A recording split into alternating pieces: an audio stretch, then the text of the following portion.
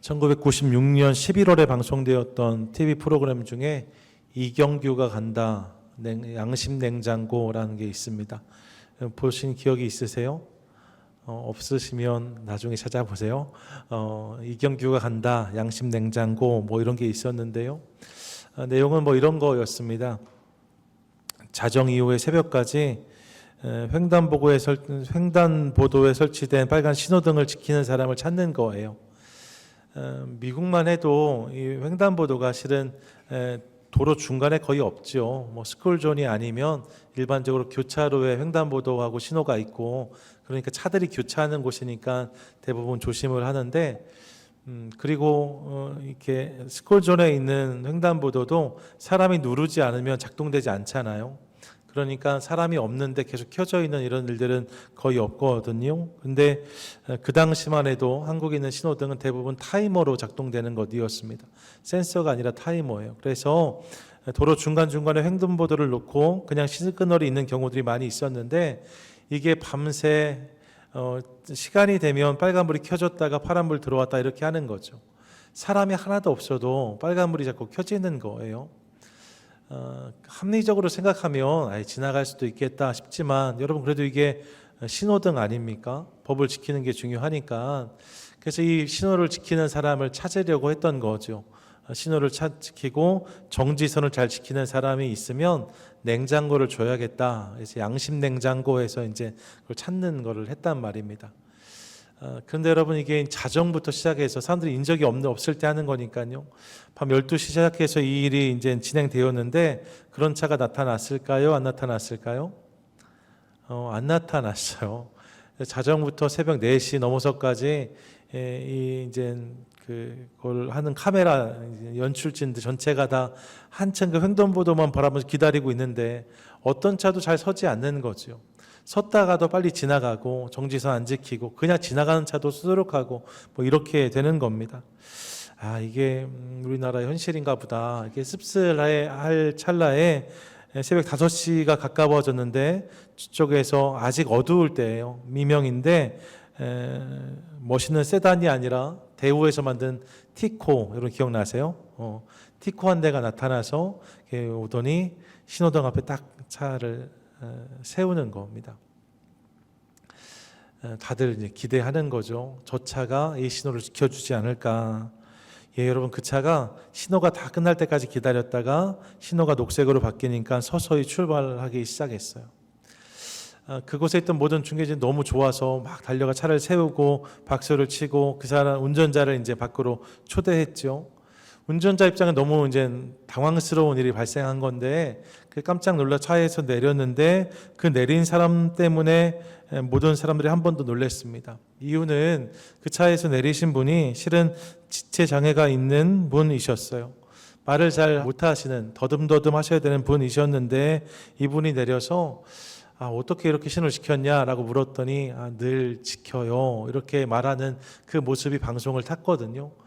얼마나 큰 감동이 있었는지 모릅니다. 여러분, 이게 얼마나 큰 반향을 불러일으켰냐면, 이게 주일 저녁 때 하는, 그러니까 지금 대부분 못 보셨던 것 같은데 아마 한국에 계실 때도 주일 저녁 예배를 드리시니까 못 보셨을 거라고 생각이 되어지고, 근데 이걸 보신 분들이 너무 좋다, 한 번 더 봤으면 좋겠다 해가지고요, 이런 일이 대한민국 방송 역사에 없는데 정규 방송에 똑같은 방송이 그 다음 주에 한 번 더 방송을 했어요. 다른 걸 튼 게 아니라 똑같은 걸 전주에 했던 것을 다시 한번 틀어준 거죠. 그리고 이 일로 말미암아 신호등 잘 지키고 또 정지선 지키는 노력들이 시작된 것을 보게 됩니다. 양심 냉장고였는데, 이 일이 왜 이렇게 감동이 되었을까 가만히 생각해 보면, 사실 여러분 그 새벽에 아무도 안 볼 때 말입니다, 신호를 지키는 것은 쉬운 일이 아니에요. 그런데 그렇게 사는 사람들이 있는 거죠.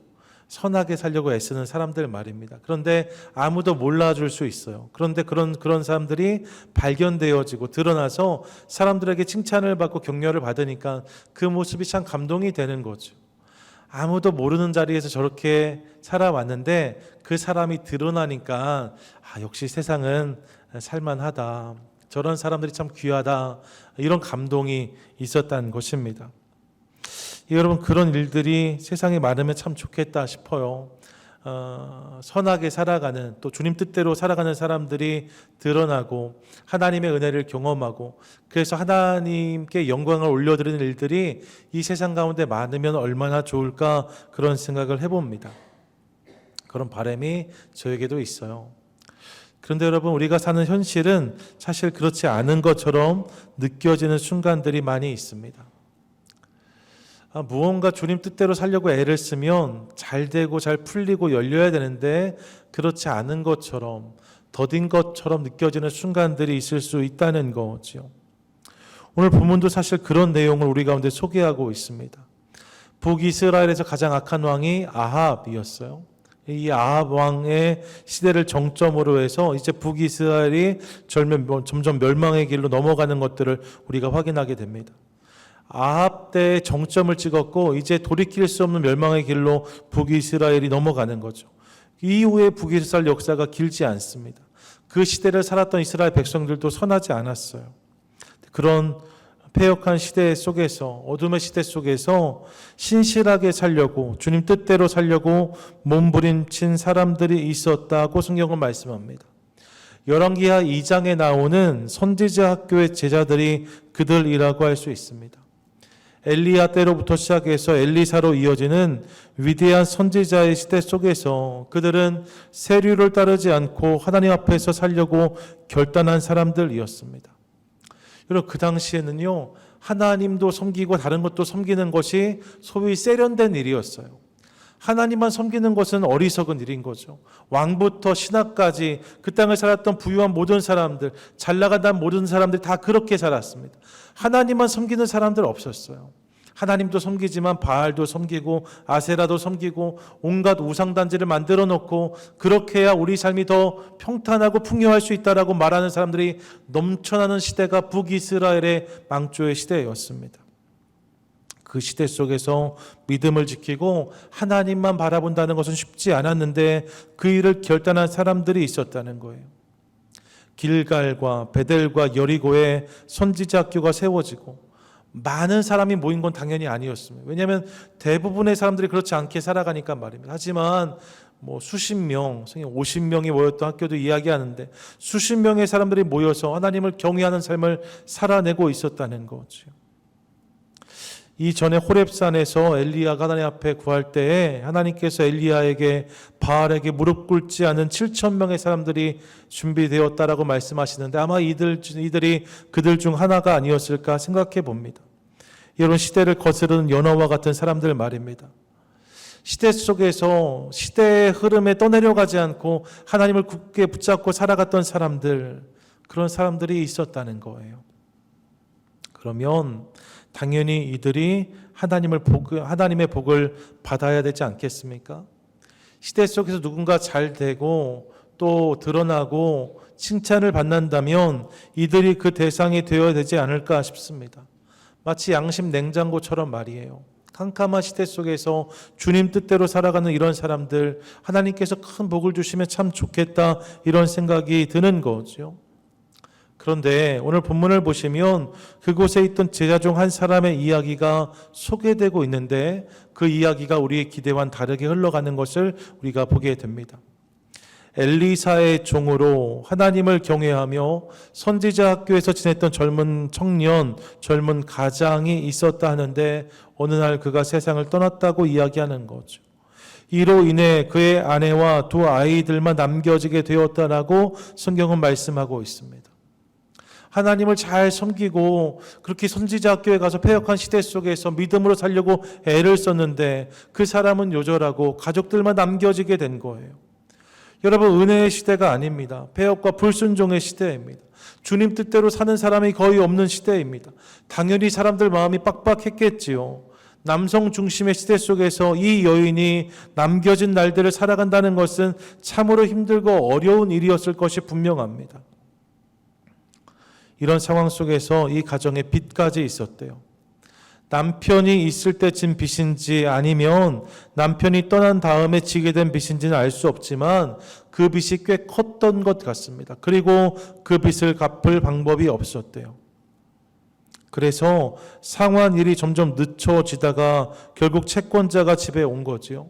그리고 빚을 못 갚으니 이제 두 아들을 종으로 내놓으라고 이야기합니다. 여러분 상상해 보세요. 이 여인이 말입니다. 너무 죄송한데 한 달만 좀 기다려 주십시오. 사장님 너무 죄송한데 빨리 갚고 싶은데 지금 상황이 그렇지가 않네요. 아이들이 너무 어려서, 집이 여의치가 않아서, 어려운 일 당한 지 얼마 되지 않아서 일을 감당하기가 좀 어려운데 조금만 시간을 주시면, 이렇게 머리를 조아리고 손을 모으면서 사정하며 몇 달을 버텨왔을지 모릅니다. 근데 더 이상 버틸 수 없게 된 거예요. 남편은 세상을 떠났고 이제 남은 두 아이가 유일한 소망인데 이 아이들까지 데려가겠다고 채권자가 와서 으름장을 놓으니까 정말로 하늘이 무너지는 것 같은 느낌인 거죠. 그래서 본문 1절을 보시면 이 여인이 부르짖었다라고 기록하고 있습니다. 여러분 여기서 이 부르짖다라는 말은 차크라는 히브리어 단어인데 통곡하다, 간절히 구하다라는 의미를 가지고 있어요. 통곡하며 도움을 요청하고 있는 거죠. 누가요? 여러분 이 이야기가 북이스라엘에서 악을 행하며 불순종하며 살았던 누군가의 이야기가 아님을 기억하십시오. 패역한 시대 속에서 신실하게 살려고 애썼던 선지자 학교의 한 제자 가정이 당한 일이 이런 것이었답니다. 어려운 시대 속에서도 그럼에도 하나님을 붙잡고 살려고 애를 썼던 가정이었는데 그 가정이 이런 어려움을 당하게 되었다는 거예요. 너무 아쉽죠? 이런 본문을 대할 때마다 왜? 라는 질문이 올라옵니다. 하나님을 더 잘 섬기려고, 주님을 더 많이 사랑하려고 애쓰는데 왜 이런 일이 저의 삶 가운데, 이런 생각이 우리 마음속에 올라오는 거죠. 여러분 중요한 것은 이런 일들이 그날 그들에게만 일어나지 않는다는 것입니다. 오늘 우리의 삶에도 얼마든지 이런 일들이 있을 수 있습니다. 아니요, 있을 수 있을 뿐만 아니라 이런 일들을 경험하면서 우리가 살아갑니다. 거기에 우리의 고민이 있지요. 여러분 예수를 믿으면 복을 받는다라고 했는데, 그러니까 예수를 안 믿으면 박복한 인생이 되고 예수를 믿으면 복이 넘치는 인생을 산다면 참 좋을 것 같은데 말입니다. 성도의 사업은 흥하고 불신자의 사업은 그렇지 않다면, 성도는 항상 건강한데 불신자들은 그렇지 않다면, 성도의 가정은 항상 화목한데 불신자의 가정이라서 그렇지 않다면, 교회는 항상 화기애애한 공동체인데 교회 밖의 세상은 그렇지 않다면, 사실 여러분 누가 예수를 안 믿겠어요? 신앙생활 하는 게 왜 어렵겠습니까? 여러분 예수 믿는 사람들의 삶 가운데는 놀라운 은혜와 역사가 끊임없이 부어지고 예수 밖에 있는 자들의 삶 가운데 그렇지 않은 일들이 계속 이어진다면 누가 예수를 믿지 않겠어요? 다 주의 전에 나와서 감격으로 예배하지 않겠습니까? 오늘 내가 믿는 예수, 오늘 내가 바라는 하나님이 매일매일 내 삶 가운데 직접적인 현실로 경험된다면 말입니다. 주님을 섬기고 예수를 믿는 것이 결코 어려운 일이 아닐 것입니다. 그러면 너무 좋겠어요. 그런데 여러분 그렇지가 않다는 거잖아요. 예수를 믿어도 사업이 어려울 때가 있습니다. 예수를 믿어도 몸이 아플 때가 있습니다. 예수를 믿어도 가정에 고민이 생깁니다. 예수를 믿어도 삶에 이런저런 문제들이 찾아옵니다. 여러분 예수를 믿는 공동체 교회 안에서도 큰 소리가 날 때가 있는 것들을 볼 때가 있습니다. 그런 일들이 있는 거죠. 뿐만 아니라 기도를 하는데 응답이 지체됩니다. 기도를 하는데 문제가 점점 가중됩니다. 신앙으로 결정할 일들이 더한 고생으로 이어질 때도 있습니다. 이런 일들이 있더라는 거예요. 이쯤 되면 시험에 드는 것이 하나도 이상하지 않습니다. 뭐가 이러냐 이런 생각이 드는 거죠. 하나님 왜 이렇게 나한테 하실까 그런 생각이 들 수 있습니다. 얼마든지 그런 생각이 올라올 수 있습니다. 하나님 내가 열심히 주님을 섬겼는데 왜 나에게 이런 시련을, 이런 마음이 올라올 수 있는 거죠. 마치 오늘 본문의 여인처럼 말입니다. 패역한 시대 속에서 선지자 학교에서 주님을 경외하는 삶을 살았던 한 가정이 당했던 어려움을 보면서 이런 일들이 우리 삶 가운데 있을 수 있고 이런 일들이 우리 신앙의 시련이 될 수 있다는 사실을 깨닫습니다. 그런 일들이 있는 거죠. 그러면 우리가 어떻게 해야 될까? 이 질문이 올라오는 거예요. 삶에서 이런 일들을 만날 때가 있는데 그럼 우리가 어떻게 해야 될까? 여러분 중요한 것이 있는데요. 오늘 본문을 보시면 분명 이토록 어려운 상황이 있었는데 그런 상황으로 본문이 시작되어지는데 오늘 본문을 가만히 읽어보시면 이 이야기가 그렇게 어둡게 끝나지 않는 것을 확인합니다. 본문을 보시면 이 가정이 너무나 어려운 상황을 만나면서 이야기가 시작되는데 결국 그 상황이 풀어지고 채무가 해결되고 가족들에게 살 길이 열리는 것을 우리가 확인하게 됩니다. 하나님의 은혜가 없는 것처럼 보였던 이 가정이 결국 하나님의 놀라운 역사를 경험하는 가정이 되었다라고 성경이 고백하고 있는 거지요. 할렐루야, 아멘. 여러분 우리 삶에도 이런 은혜가 있게 되기를 축복합니다. 아멘. 우리 삶에 찾아온 문제가 결국 해결되어지고 기도했던 제목들이 결국 응답되어지며 고민의 거리들이 지금 씨름하고 있는 문제들이 풀리고 사라지는 역사가 있게 되기를 축복합니다. 아멘. 그런 일들이 있으면 참 좋겠다 이런 마음이 있는 거예요. 그러면서 그녀의 삶을 조금 더 깊게 들여다보게 되는 거죠. 어떻게 그녀는 이 비극으로 찾아온 상황을 반전시켜서 하나님의 역사를 경험할 수 있었을까? 그녀의 모습 속에 어떤 모습이 하나님으로 하여금 이 상황 가운데 이 놀라운 역사를 허락하시게 하였을까? 본문 속의 여인의 모습을 오늘 함께 살피기 원하는데 여러분 첫째 기억하고 싶은 것이요. 이 여인은 위기의 상황 속에서도 의심을 거절하고 믿음으로 반응했음을 깨닫게 되어집니다. 한번 따라 하시죠. 위기의 때에 믿음으로 반응해야 합니다. 위기의 때에 믿음으로 반응해야 합니다. 본문 1절을 보세요. 1절 보시면 선지자의 제자들의 아내 중에 한 여인이 엘리사에게 부르짖어 이르되 당신의 종 나의 남편이 이미 죽었는데 당신의 종이 여호와를 경외한 줄은 당신이 아시는 바니이다 라고 말합니다. 여러분 뭐라고 말해요? 당신의 종, 이게 엘리사 아닙니까? 당신의 종 나의 남편이 이미 죽었는데 당신의 종이 여호와를 경외한 것은 당신도 아는 바다 라고 말합니다. 이 여인의 고백처럼 그는 여호와를 경외하고 엘리사 밑에서 충성스럽게 훈련을 받았던 그런 사람이었어요. 근데 여러분 그 남편이 세상을 떠난 거죠. 어떤 경우에 이런 일을 당하면 어떤 이들은 하나님과 엘리사에게 시험이 듭니다. 하나님을 섬기며 엘리사를 따랐는데 이런 고난을 당했으니 하나님을 섬기며 주님의 종이라고 쫓았는데 이런 어려움을 당했으니 하나님과 엘리사에게 등을 돌리고 다른 것을 의지하는 것이 낫지 않을까. 옆집 사람 보니까 바알도 괜찮다고 하던데 앞집 사람 보니까 아세라를 섬겼다가 이런 은혜를 입었다고 하던데 그런 거 따라가는 게 낫지 않을까 이런 생각 얼마든지 할 수 있어요. 그런데 여러분 이 여인이 말입니다. 하나님을 섬기고 엘리사 밑에서 제자로 열심히 살던 그 가정에서 큰 시련을 만났는데 그 문제를 가지고 누구에게 나아갑니까? 엘리사를 찾고 있는 모습을 확인합니다.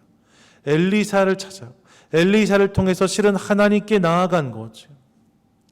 여러분 다른 것을 찾지 않고 다른 것을 구하지 않고 다시 그 하나님께 나아가 엎드리고 있는 여인의 모습을 보는 거예요. 무엇입니까? 여러분 위기의 상황 속에서 시험에 들고 회의에 빠지고 넘어지고 좌절한 것이 아니라 믿음을 가지고 다시 그 주님께 자신의 삶을 가지고 나아갔다는 것이죠. 믿음으로 위기에 반응하고 있는 여인의 모습을 보는 거예요. 이를 통해서 그녀의 삶 가운데 역사가 시작되는 것을 우리가 깨닫습니다. 여러분 믿음으로 위기에 반응하는 것이 중요하구나 이 사실을 깨닫는 거예요. 비슷한 이야기가 다니엘서에서도 등장합니다. 여러분 다니엘 이야기 말입니다. 왕의 진미를 거절하고 하나님을 향한 믿음을 지켰던 다니엘과 세 친구들의 이야기. 이렇게 우리가 흔히 이 이야기를 아는데 여러분 상황을 조금만 더 보면 이들의 결단은 훨씬 대단한 것입니다. 사실 여러분 지금 이들이 있는 곳이 이스라엘이 아니에요. 바벨론입니다. 이스라엘이 강성할 때가 아닙니다. 이스라엘이 망했습니다. 하나님이 지켜주신다 생각했던 이스라엘이 또 하나님 백성이라 생각했던 이스라엘이 망해서 이제 저들이 다 포로로 끌려오게 되었습니다.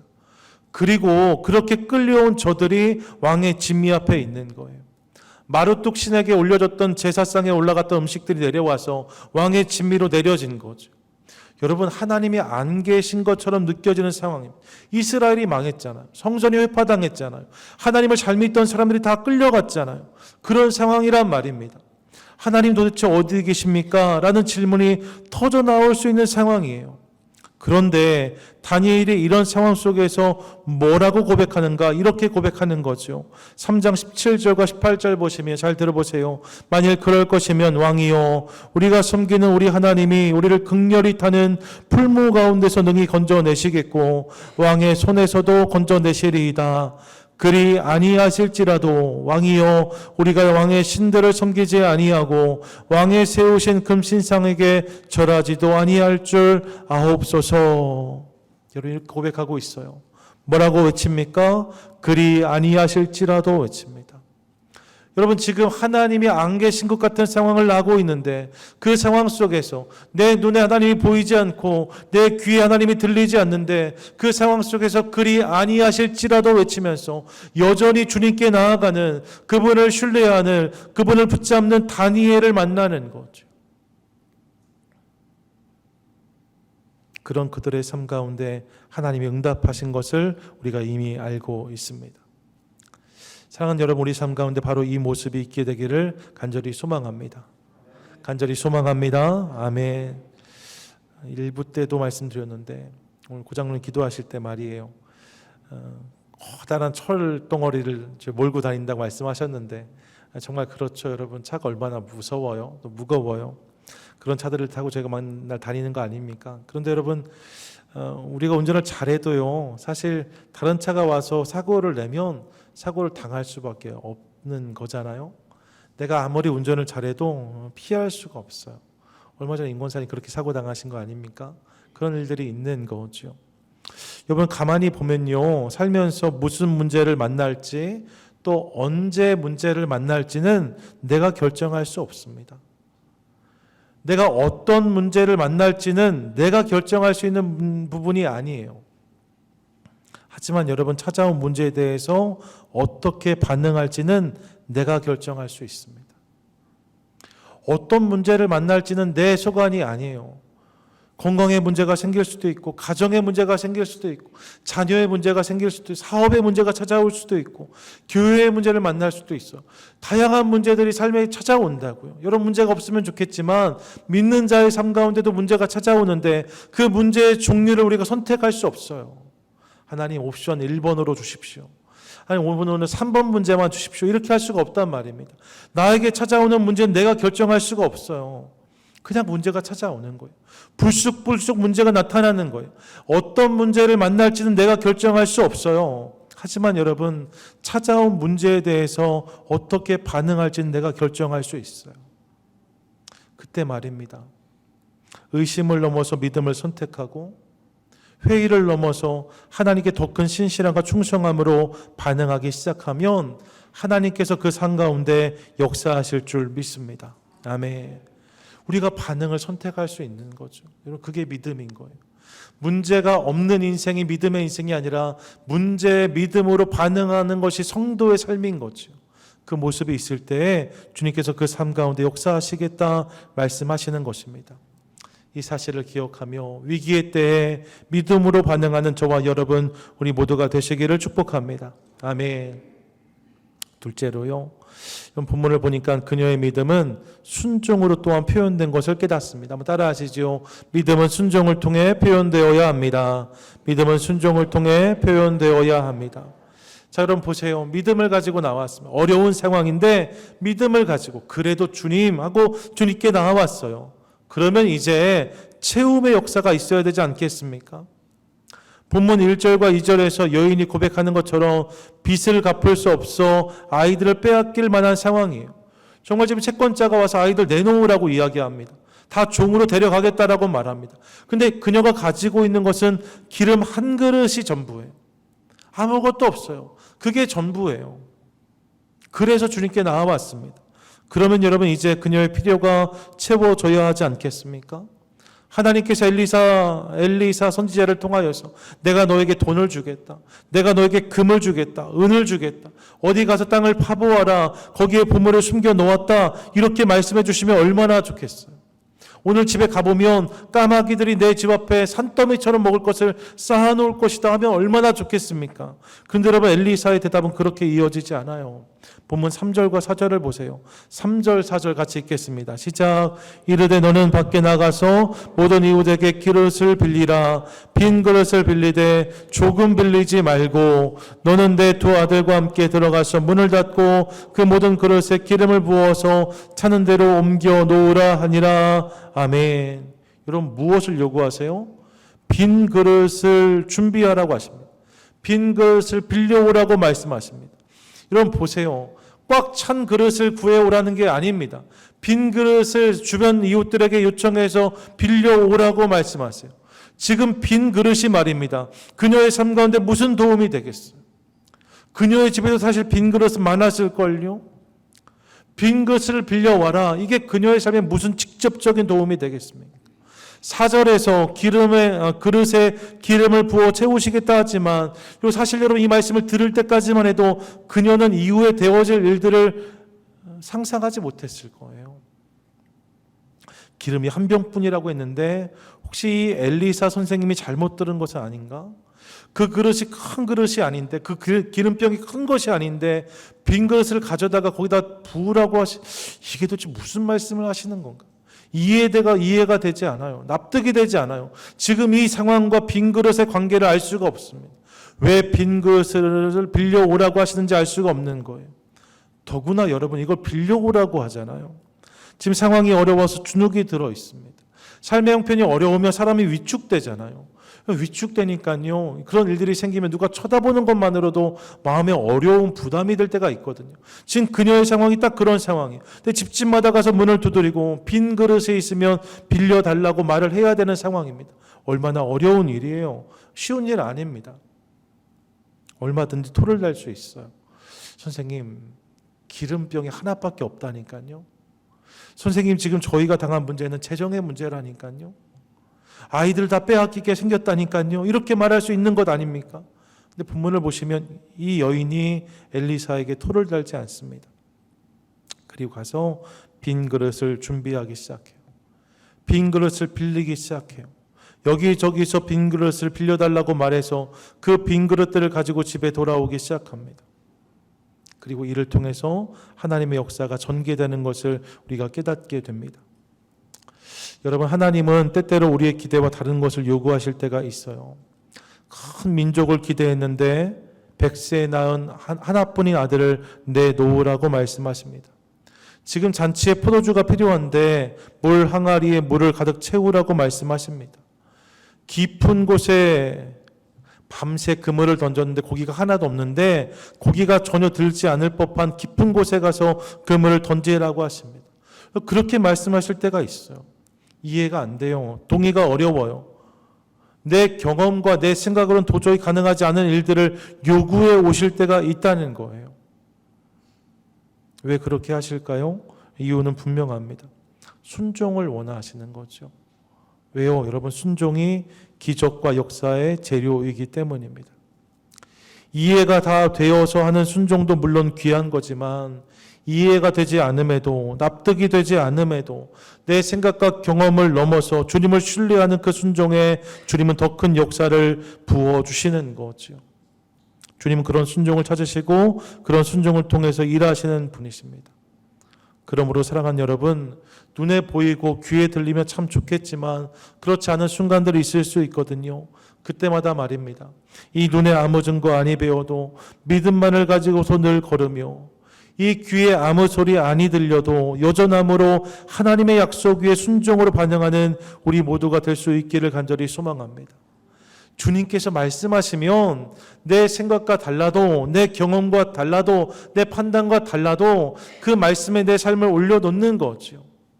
지난주에 말씀드렸잖아요. understand라고 말입니다. 그 말씀 아래에 내 삶을 두는 거예요. 그러면 주님께서 말씀으로 역사하신다는 거죠. 순종을 요구하시고 순종을 통해서 일하시는 하나님, 그분을 깨닫고 그분을 바라보는 저와 여러분 되시기를 또한 축복합니다. 아멘.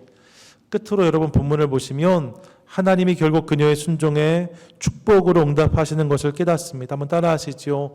빈 그릇을 채우시는 하나님을 경험합시다. 빈 그릇을 채우시는 하나님을 경험합시다. 자, 보세요. 여러분, 빈 그릇을 빌려 오라고 했어요. 그리고 이후에 어떤 일들이 이어집니까? 5절과 6절인데 5절, 6절 함께 읽습니다. 시작. 여인이 물러가서 그의 두 아들과 함께 문을 닫은 후에 그들은 그릇을 그에게로 가져오고 그는 부었더니 그릇에 다 찬지라. 여인이 아들에게 이르되 또 그릇을 내게로 가져오라 하니 아들이 이르되 다른 그릇이 없나이다 하니 기름이 곧 그쳤더라. 아멘. 여러분, 기름 한 그릇, 기름 한 병이 그녀에게 남은 전부였는데 그녀가 순종함으로 빈 그릇을 준비해서 그 그릇에 기름을 붓기 시작했더니 부을 때마다 그릇이 가득 채워지는 거예요. 채워지고 또 채워지고 또 채워졌다고 성경은 말씀하고 있습니다. 얼만큼 채워졌는가? 7절 본문을 보시면 그 기름을 팔면 빚을 갚고도 남아서 이 가정이 생활할 수 있을 만큼 많은 그릇이 허락되었음을 우리가 깨닫게 되어져요. 주님께서 그렇게 모든 그릇을 기름으로 가득 채워주셨다는 것이지요. 할렐루야. 아멘. 아멘. 여러분, 믿음과 순종으로 준비한 그릇을 우리 하나님은 가득 채워주시는 하나님이십니다. 우리 하나님이 그렇게 일하신다는 거예요. 여러분, 우리에게는 기름을 준비할 힘과 능력이 없어요. 사실 기름을 준비하라 하셨다면 얼마나 어려운 일이겠습니까? 그런데 여러분, 주님은 그릇을 준비하라고 하세요. 그릇을 준비하라고 하세요. 말씀을 믿고 순종함으로 그릇을 준비하라고 하십니다. 그리고 그 그릇을 준비했더니 주님이 그 그릇을 채워주셨다는 거예요. 여러분, 기억하십시오. 더 많은 그릇을 준비했다면 더 많은 기름을 경험했을 것입니다. 결국 여러분, 기름이 부족한 것이 아니라 그릇이 부족하다는 사실을 깨달아요. 주님은 내가 더 많은 그릇을 준비하면 채워주시는 하나님이십니다. 더 큰 그릇을 준비하면 주님께서 그걸 채우시겠다라고 말씀하세요. 다른 성경 볼까요? 시편 81편 10절에 이렇게 말씀하는데 함께 읽습니다. 시작. 나는 너를 애굽 땅에서 인도하여 낸 여호와 내 하나님이니 내 입을 크게 열라 내가 채우리라. 아멘. 뭐라고 말씀하세요? 내 입을 크게 열라고 말씀하세요. 여러분, 채우는 건 내가 하는 일이 아니에요. 그건 그분이 하시는 일입니다. 입을 크게 열고 내가 채우는 게 아니에요. 채우는 건 하나님 하시는 일이에요. 채우는 것은 하나님 몫으로 남겨두고 우리가 할 일은 뭐예요? 입을 크게 여는 거예요. 내 삶의 지경을 활짝 열어드리는 거예요. 그분이 채우신다고 말씀하시는 거죠. 민수기 11장 23절 함께 읽습니다. 여호와께서 모세에게 이르시되 여호와의 손이 짧으냐 내가 이제 내 말이 내게 응하는 여부를 보리라. 아멘. 뭐라고 말씀하십니까? 내 손이 짧지 않다고 하십니다. 여러분, 우리 하나님은 우리 기대보다 항상 크신 하나님이십니다. 우리의 생각보다 항상 크신 하나님이십니다. 믿으십니까? 아멘. 여러분, 그분의 역사는 항상 우리의 생각보다 큰 것입니다. 그 역사로, 그 능력으로, 그 놀라운 임재로 우리 삶을 채워주시는 거죠. 그러므로 사랑하는 여러분, 이를 기대함으로 더 크고 많은 그릇을 준비하는 저와 여러분 될 수 있기를 소망합니다. 여러분, 우리 하나님은 기름이 많은 분이세요.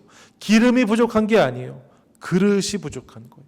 그릇을 많이 준비하면, 그릇을 크게 준비하면 주님이 채워주시니까 그 주님을 기대함으로 날마다 더 크고 많은 그릇을 준비하여 하나님의 채우심을 경험하는 복된 성도, 복된 인생, 저와 여러분 우리 모두가 되시기를 축복합니다. 아멘. 정리하시지요. 여러분, 성도의 삶에도 위기가 찾아올 수 있답니다. 정말 그렇지 않기를 원하지만 그런 문제가 찾아올 수 있습니다. 그런 위기를 만날 수 있습니다. 여러분, 문제의 종류는 내가 결정할 수 없어요. 근데 다양한 문제가 내 삶도 찾아올 수 있습니다. 그런데 하나님 뭐라고 말씀하시는가?